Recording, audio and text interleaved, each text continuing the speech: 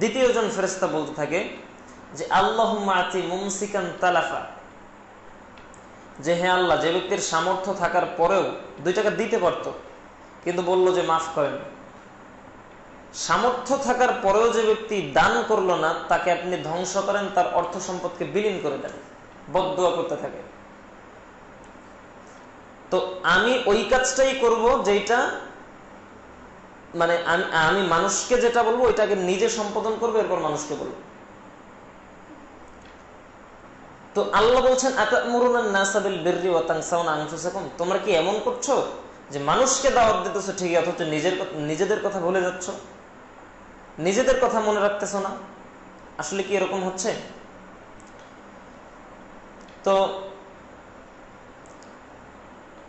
দাওয়াতের ক্ষেত্রে আমরা দাওয়াত দেব ওইটা যেটা আমরা নিজে পালন করব।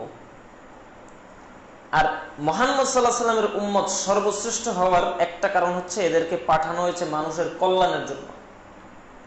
এরা এসে কি কাজ করবে পৃথিবীতে? মুহাম্মদ সাল্লাল্লাহু আলাইহি ওয়াসাল্লামের উম্মত এসে কি কাজ করবে? তা'মুরুনা বিল মা'রুফ, সৎ কাজের আদেশ দিবে। তা'মুরুনা বিল মা'রুফ, সৎ কাজের আদেশ দিবে। সৎ কাজের আদেশ দেওয়ার আগে নিজে সৎ কাজ করতে হবে না?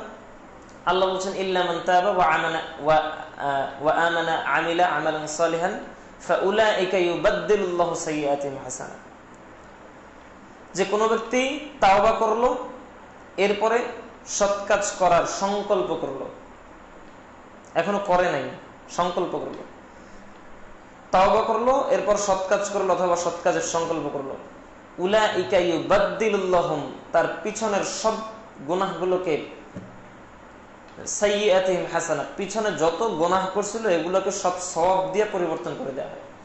মানে আপনার যদি আগে এক আসমান পরিমাণ, আসমান থেকে জমিন পরিমাণ যদি গুনাহ থেকে থাকে, আর আপনি যদি আজকে তওবা করেন আল্লাহর কাছে যে আল্লাহ আমি তওবা করতেছি আর জীবনে এই কাজগুলো করব না, খারাপ কাজের সাথে সম্পৃক্ত থাকবো না, যেই কাজ